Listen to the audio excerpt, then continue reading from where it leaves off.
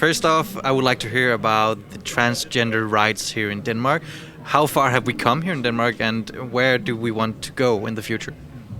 So, compared to other countries, depending on what we're looking at, we are privileged as just transgender people in that getting access to medical transition is relatively easy, in the sense that the way that the law or the guidelines around healthcare has been written allows for not only binary trans people, so trans women and trans men, to be able to access hormones and or surgeries.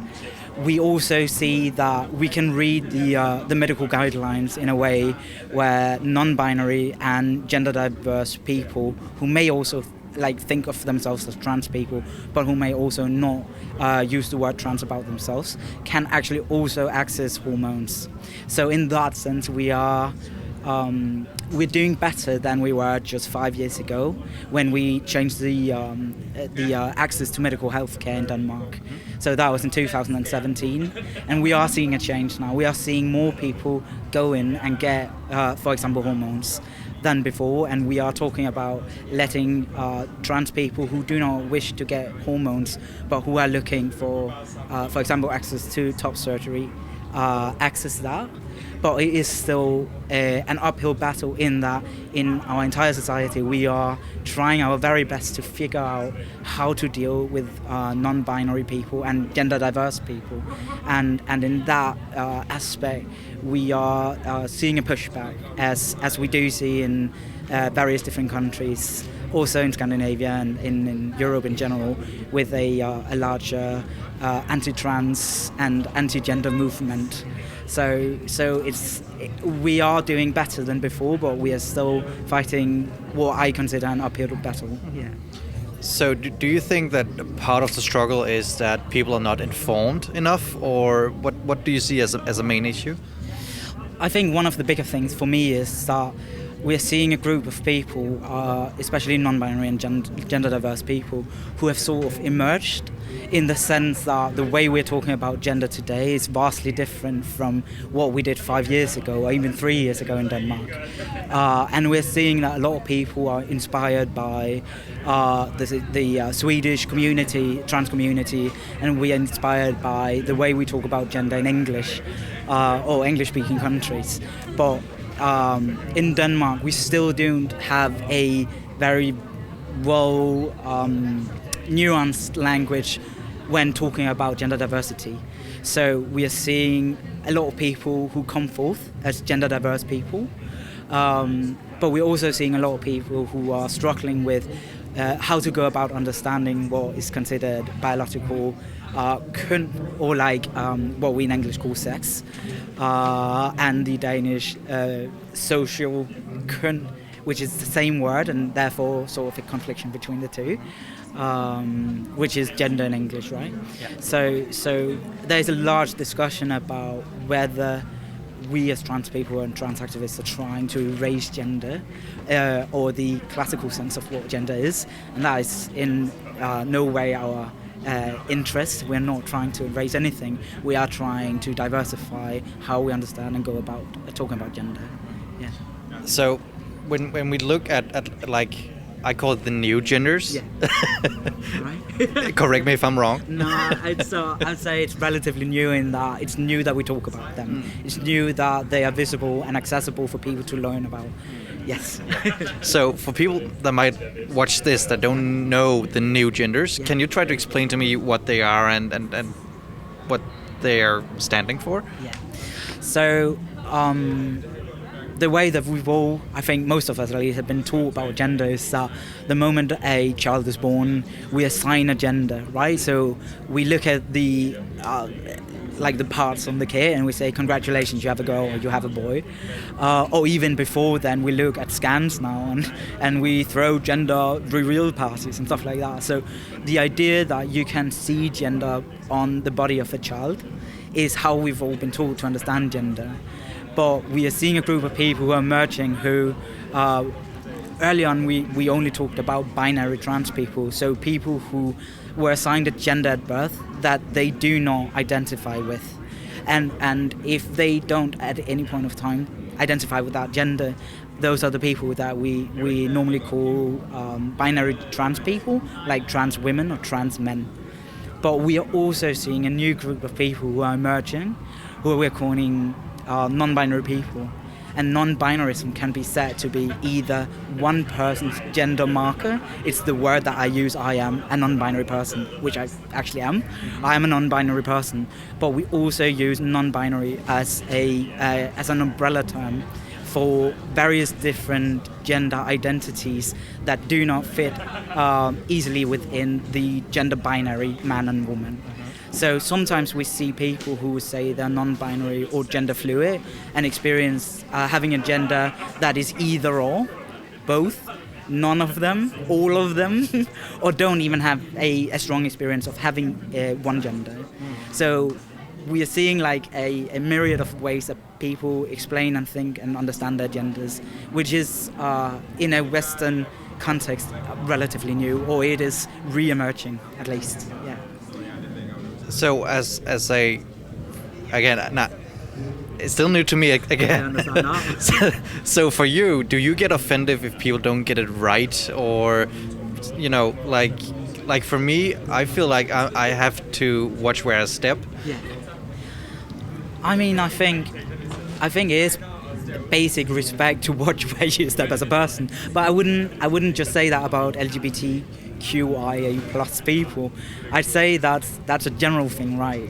I do see that there's a tendency in society right now that people are becoming individual, and like we are starting to find gender markers or like ways that we identify that is becoming increasingly clear and important to us.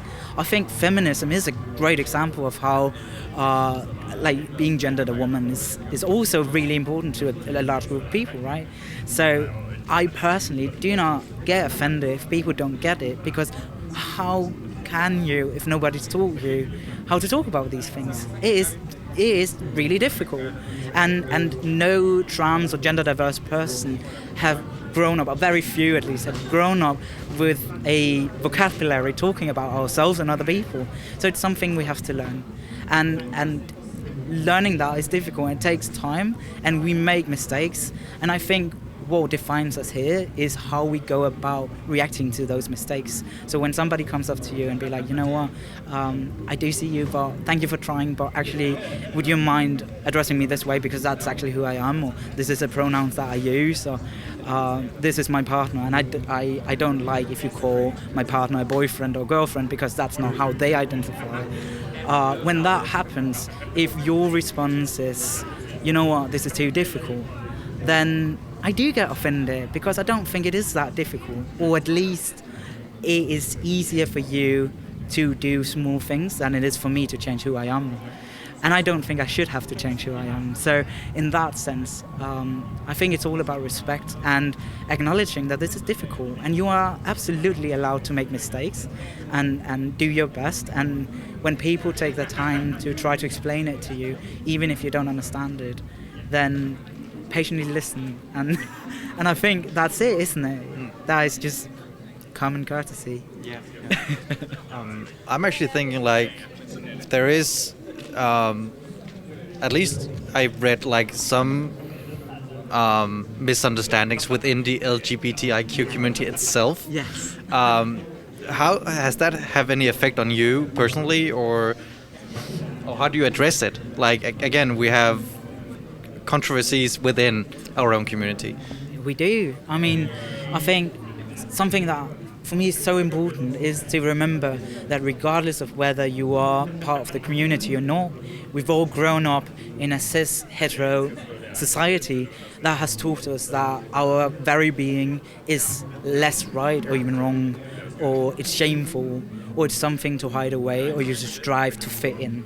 So I think we've all experienced, I'd say, communal trauma, and you may also, as an individual, have experienced really shitty things because of who you are.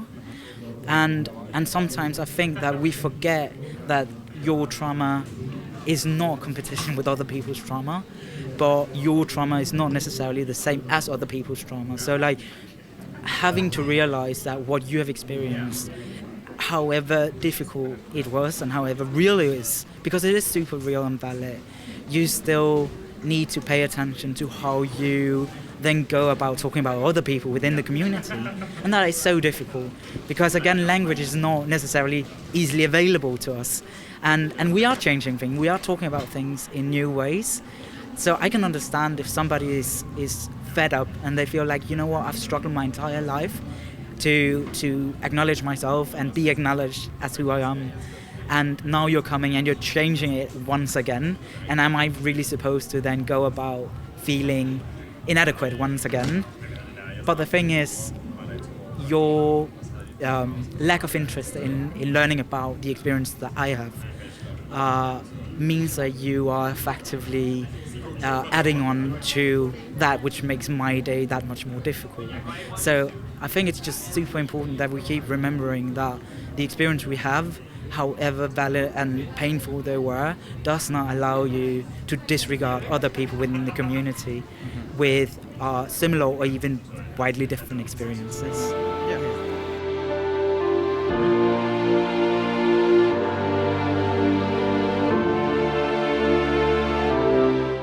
That leads me to when you go outside of the LGBTIQ community. Do you think that with all these new genders and all these new words that people now have to adapt to, do you think that that is part of the struggle that the transgender has when it comes to like equal rights and all that today? I definitely see that there is a pushback because we are hearing people say, you know what, this is too difficult.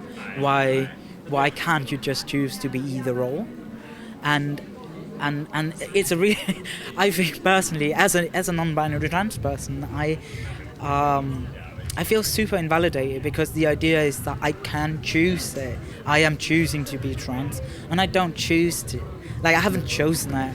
I am living it. I am choosing to listen to myself and believe in my reality, and I am gonna go out and present it because I am privileged enough to be visible in it, which unfortunately a lot of people can't be for so many reasons, right? But I think the idea that we choose our reality makes it really difficult to, especially when we don't have a community behind us that is also ready to support us, be like, no, this is actually a choice. This is to some extent who we are, or we are trying very hard to at least live the life that is ours. When we don't have a community behind us that support that equally, then the conversation obviously gets muddied, and we do see that, unfortunately, right? So we will have media go out and be like, you know what, internally you can't even decide what to argue for, what you want, so why should we? And that is a really big struggle, because when you are a minoritized person, I think a lot of people don't want to give you any rights unless you're very clear about what you want, because it seems like asking for too much somehow. And when we can't decide internally, that makes it so that the argument or the things that we want aren't necessarily easily portrayed and therefore not easily given. Yeah.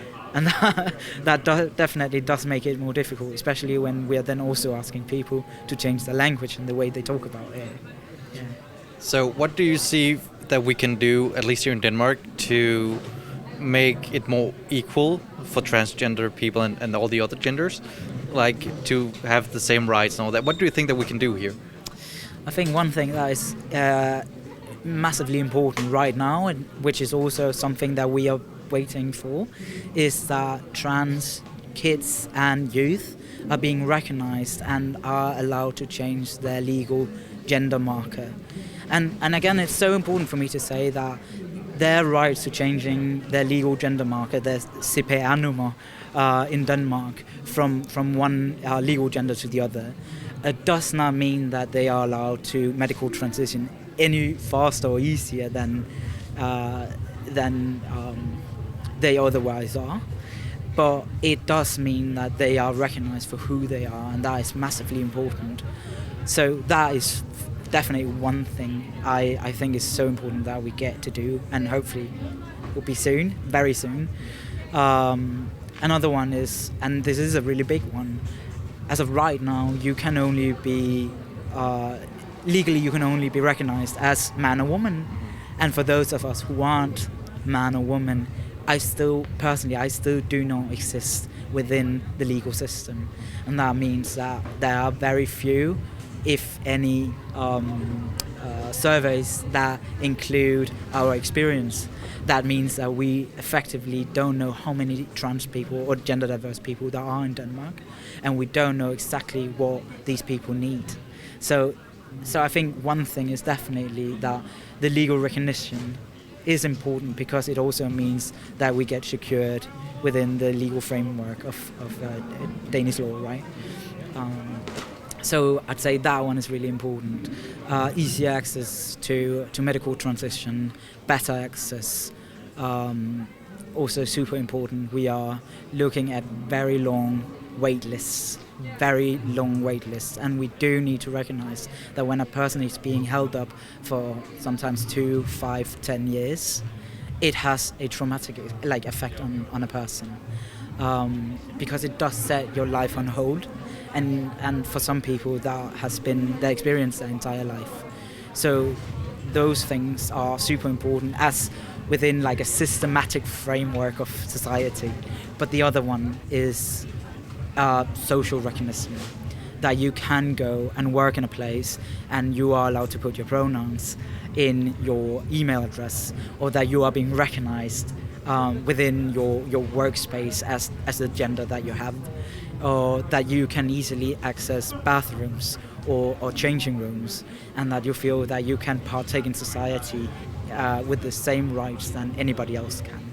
So we have things that we want and we need legally and medically, but we certainly also have to work on what is happening socially.